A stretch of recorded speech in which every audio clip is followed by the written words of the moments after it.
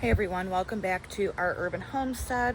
Today I'm going to talk to you about peppers, just a couple of little tips to help you get the most production out of your garden this year, and then we'll do a little walk about the front and the back gardens.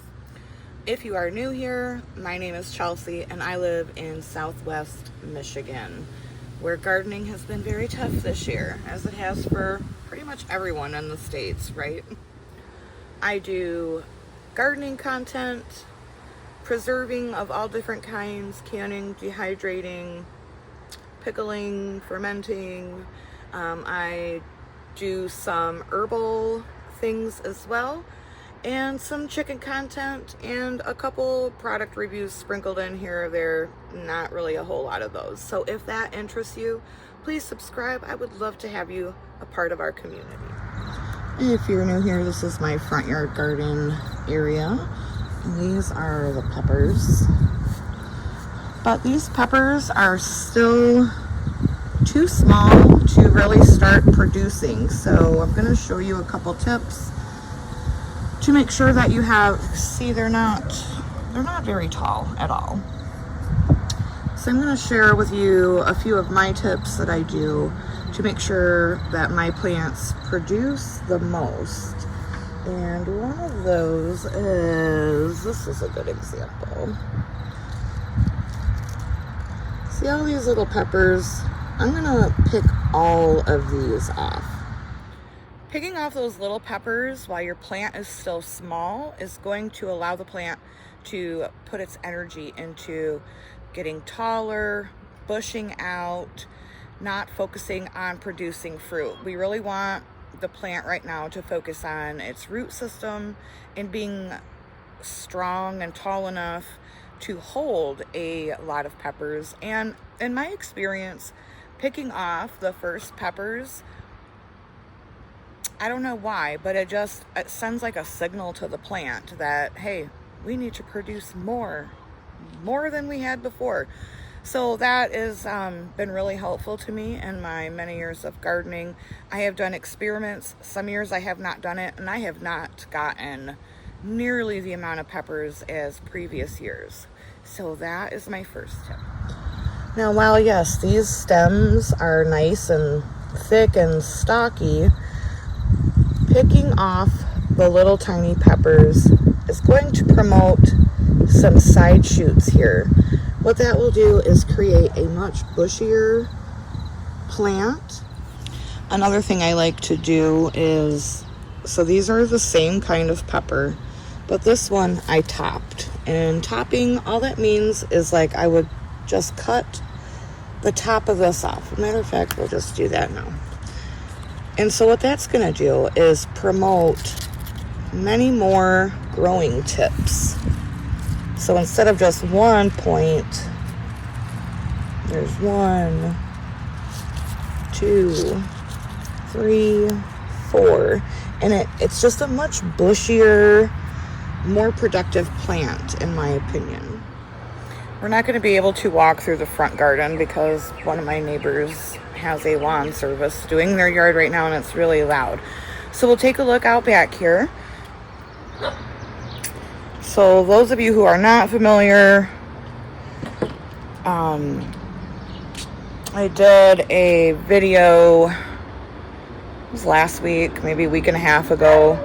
We had a very, very late freeze here, and I had already planted out my peppers and tomatoes and got some seeds in the ground. So the peppers that you seen in the front, those were the ones that I started from seed. They survived. I still had peppers in the back here, 3 beds of peppers that I had to replace. My tomatoes suffered some damage, just cold damage, but they have bounced back beautifully. They're nice. Everything's nice and green and lush. And now, yep, there's going to be some weeds in here, okay? It's rained for 2 days. And listen, this is not, I ain't Joanna Gaines, y'all, okay? I'm a real person that has a real garden, and I'm okay with some weeds. So there's that. I'm gonna start here in this bed that I have green bean seeds in. So they are all starting to pop up. There's Gringo. If you guys missed my short video that I put out, I need to replace them. But I was getting damage from these little boogers. Roly-polies, pill bugs, whatever you call them. So I seen in a garden forum that if you took some potatoes, slice them up, that they will eat your potatoes rather than eating your plants, which it's working. Like I said, I need to refresh because that is definitely damage from them. They will just eat anything that is green. But that's just a little tip. But yes, they're all starting to come up. Here is my volunteer potato plant from last year that I must have missed a potato. But the zucchinis, look at how beautiful those are doing. And I've also got just a ton of volunteer honey nut squash. I do really need to go and pull these all up because they will completely take over this area. I'll leave one plant, but I don't need 20 honey nut squash plants back here. Here's some celery that overwintered from last year. I can't believe how big this thing has gotten in just the past couple days. So tomatoes, this year I'm growing all determinate variety tomatoes, and if you were here in the last video, like these were all very dark, almost purple looking. And I did a live last Sunday talking about tomatoes. Tomatoes are very, very resilient plants, and as you can see, they have bounced back. All I did was hit them with a water soluble fertilizer and just let, you know, once the weather warmed up a little bit, they bounced back beautifully. My Brussels sprout plants, these were completely eaten down by one of my chickens. She snuck up here and just had a good old time. But as you can see, they're coming back. And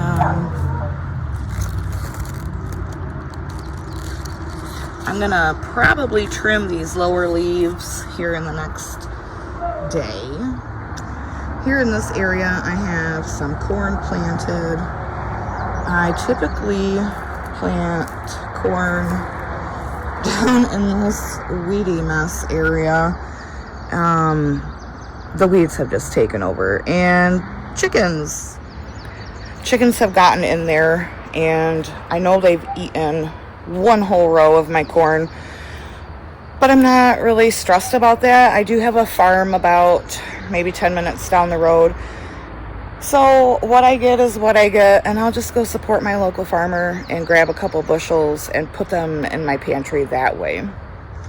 Here is a very weedy carrot bed with, I've got snapdragons popping up all over through here as well. From last year I had snapdragons planted in the corners of my beds, but I pulled them up and the seeds have started growing, same as here.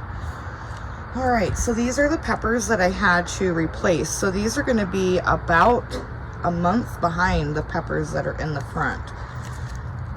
But these have not started, you can't even see, geez Louise. These have not even started thinking about putting on little peppers. So about a week or so, I'll come through and I'll give them a little snip and top them so they can get bushier. And I think that's all I'm going to be able to show you for today, because the wildfire smoke from Canada is really heavy, and it's kind of like really hard to breathe right now. So this is where I'm going to leave you. But I hope you found those 2 pepper tips helpful. Thanks for watching today. I appreciate you being here. And until next time, abundance and blessings to you. Bye-bye.